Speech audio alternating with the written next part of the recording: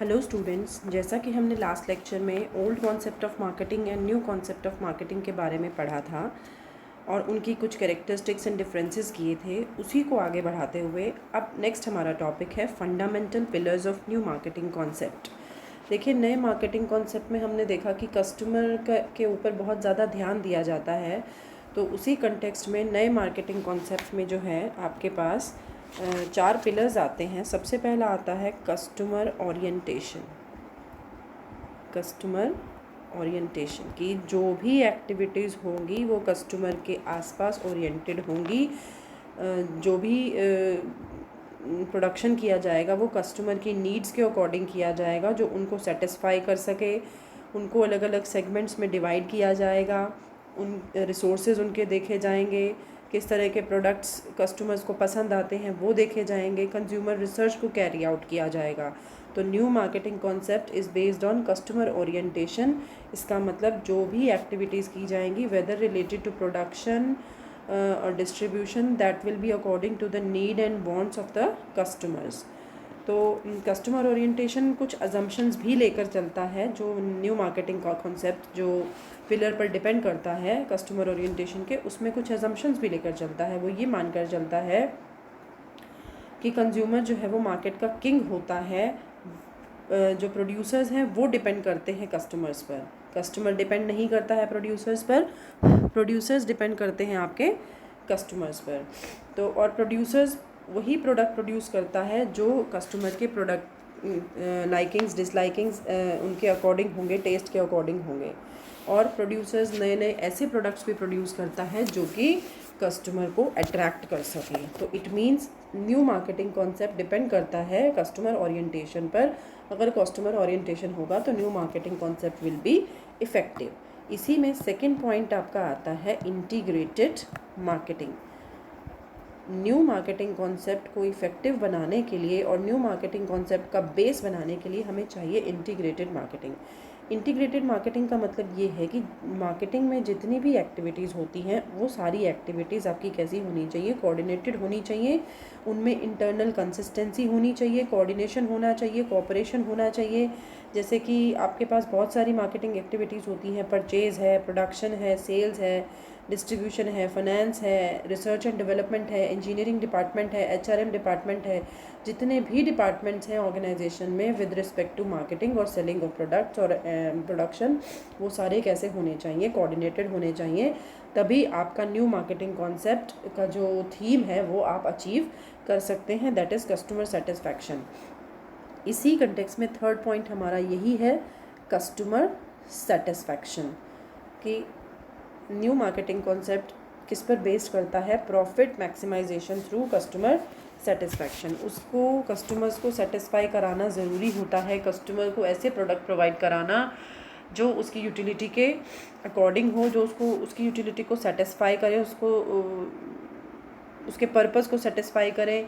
और ये भी कुछ अजम्पशंस पर बेस्ड होता है और ये मान कर चलता है, अजम्पशंस नहीं एग्जैक्टली, ये मान कर चलता है, ये इन चीज़ों को फॉलो करता है न्यू मार्केटिंग कॉन्सेप्ट कि consumers is always right.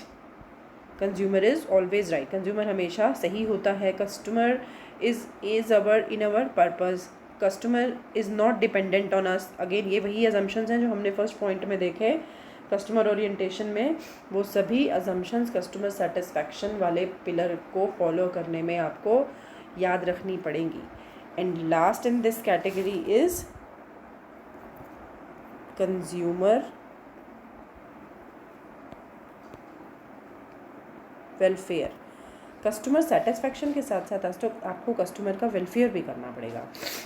Welfare के लिए बहुत सारी अलग अलग मार्केटिंग एक्टिविटीज़ हो सकती हैं, जैसे कोई कॉन्टेस्ट कराया जाए या कोई अवार्ड शोज़ ऑर्गेनाइज़ कराए जाएँ कि इस कस्टमर ने हमारे बहुत सारे प्रोडक्ट्स ख़रीदे हैं, लकी कूपन्स निकाले जाएँ, लकी विनर्स निकाले जाएँ। तो इस तरह से उनका कंज्यूमर का वेलफेयर हो सकता है। या कोई organisation educational point of view से कुछ करे या फिर हेल्थ पॉइंट ऑफ व्यू से कुछ करे, तो वो कस्टमर के वेलफेयर के लिए, स्टैंडर्ड ऑफ लिविंग के लिए इफ़ेक्टिव हो सकता है। तो तभी नया मार्केटिंग कॉन्सेप्ट जो है वो इफ़ेक्टिवली डेवलप हो पाएगा, क्योंकि ओल्ड मार्केटिंग कॉन्सेप्ट का जो थीम है वो क्या है कि प्रोडक्शन है और उसको सेल करना है, एंड न्यू मार्केटिंग कॉन्सेप्ट का थीम है कि जो आपकी प्रोडक्शन है वो एक तो कस्टमर की नीड्स एंड वांट्स के अकॉर्डिंग हो, एंड जब वो कस्टमर को प्रोवाइड कर दी जाए उसके बाद भी कस्टमर को after sale services satisfaction welfare की तरफ कैरी ऑन रखना है।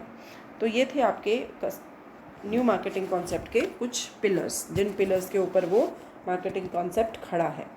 उसके बाद आता है significance of new marketing concept. आपके नए मार्केटिंग कॉन्सेप्ट का क्या इम्पोर्टेंस है? देखिए बिल्कुल सिंपल है इम्पोर्टेंस तो आपकी, helpful in product development. Obvious है कि नया मार्केटिंग कॉन्सेप्ट कस्टमर के टेस्ट, लाइकिंग्स, डिसलाइकिंग्स के हिसाब से हो रहा है, तो प्रोडक्ट में नए नए चेंजेस आएंगे न्यू मार्केटिंग कॉन्सेप्ट के थ्रू और प्रोडक्ट की डेवलपमेंट होगी। सेकंड पॉइंट आता है मोर सोशल सेटिस्फैक्शन।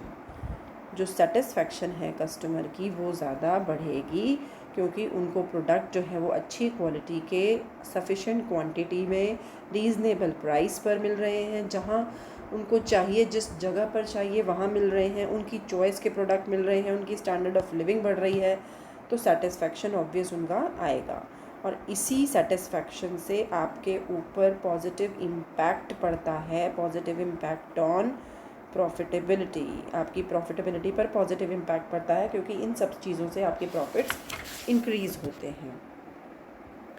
इसी कैटेगरी में आपका नेक्स्ट होगा इंटरेक्शन विद कस्टमर्स, क्योंकि हम न्यू मार्केटिंग कॉन्सेप्ट में क्या करते हैं, कस्टमर्स के लाइकिंग्स, डिसलाइकिंग्स, टेस्ट, इन सब की रिसर्च करते हैं, तो हम ये कहेंगे कि हमारा कस्टमर के साथ इंटरेक्शन होता है।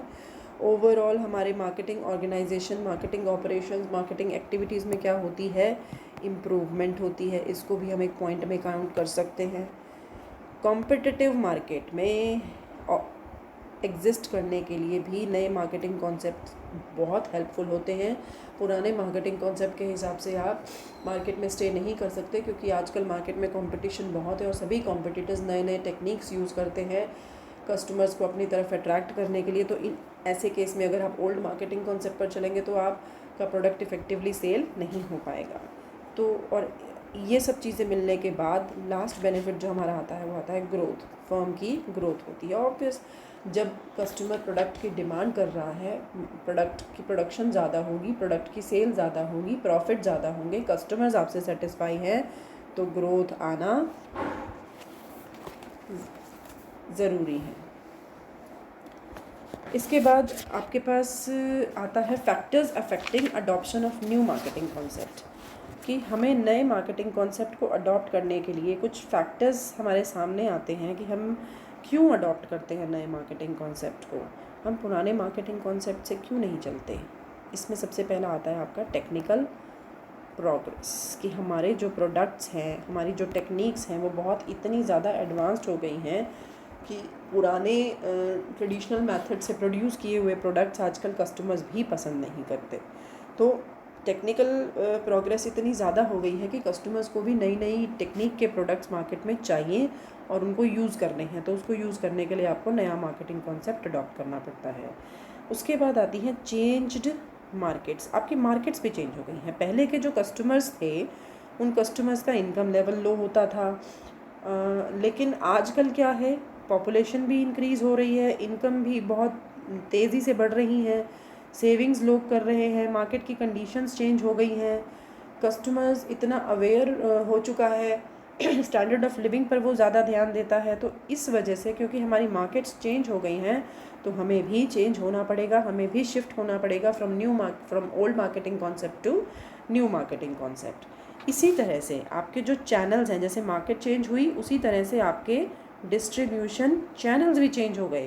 पहले हम 2 ही चैनल मेन मानकर चलते थे, होलसेलर एंड रिटेलर्स, बट आजकल आपके पास बहुत सारे एजेंट्स होते हैं, सेलिंग एजेंट्स हैं, फॉरवर्डिंग एजेंट्स हैं, रिसीविंग एजेंट्स हैं, सेल्स रिप्रेजेंटेटिव्स हैं, फ्रेंचाइजीज़ हैं। तो इस तरह के जब चैनल्स आपके इतने बढ़ गए हैं तो नए मार्केटिंग कॉन्सेप्ट को फॉलो करना ज़रूरी हो जाता है, क्योंकि इस समय अगर आप ओल्ड मार्केटिंग कॉन्सेप्ट पर स्टिक रहोगे तो आपकी प्रोग्रेस नहीं हो पाएगी। और इसके साथ साथ हमारे जो मीन्स ऑफ कम्युनिकेशन है, कम्युनिकेशन मीडियम जो है वो भी हमारा कैसा हो गया है, डेवलप हो गया है।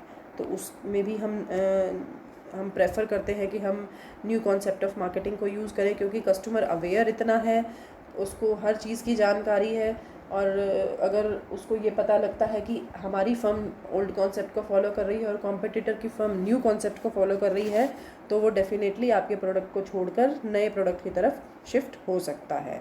तो ये सारे फैक्टर्स हैं जो हेल्प करते हैं बेस बनाने के लिए कि हमें न्यू मार्केटिंग कॉन्सेप्ट क्यों अडॉप्ट करना चाहिए। एंड लास्ट इस टॉपिक में आता है आपके लिमिटेशंस ऑफ मार्केटिंग कॉन्सेप्ट, कि आपकी क्या लिमिटेशंस हो सकती हैं मार्केटिंग कॉन्सेप्ट की। सबसे पहले आता है इनकम्प्लीट रिसर्च। इनकम्प्लीट रिसर्च, हम लोग रिसर्च प्रॉपर नहीं करते हैं, कस्टमर्स के टेस्ट, लाइकिंग्स डिसलाइकिंग्स को जाने बिना ही बहुत बार हम प्रोडक्ट लॉन्च कर देते हैं, और फिर बाद में हमें लॉस फेस करना पड़ता है कि हमारा प्रोडक्ट सेल नहीं होता। वो क्यों नहीं होता? क्योंकि हमने रिसर्च नहीं किया, हमने कस्टमर्स के टेस्ट, लाइकिंग्स डिसलाइकिंग्स को नहीं पहचाना, उनकी नीड्स के अकॉर्डिंग हमने प्रोडक्ट्स नहीं बनाए। तो वहाँ हम कहें कि हम न्यू कॉन्सेप्ट फॉलो कर रहे हैं, बट हमने रिसर्च तो किया ही नहीं, और अगर हम रिसर्च नहीं करेंगे तो नए मार्केटिंग कॉन्सेप्ट के ऑब्जेक्टिव्स को अचीव नहीं कर पाएंगे। उसी तरह से आपकी कुछ इंटरनल प्रॉब्लम्स आती है, इंटरनल मैनेजमेंट प्रॉब्लम्स। जैसे हमने कहा कि इंटीग्रेटेड मार्केटिंग होना चाहिए, सभी एक्टिविटीज़ में कोऑपरेशन, कोऑर्डिनेशन होना चाहिए, लेकिन बहुत बार हर ऑर्गेनाइजेशन में ऐसा पॉसिबल नहीं होता। उनके अंदर इंटरनल कॉन्फ्लिक्ट्स चलते रहते हैं, जिनको जो इंटरनल होते हैं, जो आउटर डिस्टर्बेंस से अफेक्ट नहीं होते, बट फिर भी क्योंकि उनके अंदर कॉन्फ्लिक्ट्स चल रहे हैं, इसलिए वो उतना इफेक्टिव काम नहीं कर पाते हैं जितना न्यू मार्केटिंग कॉन्सेप्ट के अंदर आपको चाहिए होता है। नेक्स्ट आता है इसमें ऑर्गेनाइजेशनल कंस्ट्रेंट्स। ऑर्गेनाइजेशनल कंस्ट्रेंट्स में क्या आ सकता है? देखो, आपके पास कई बार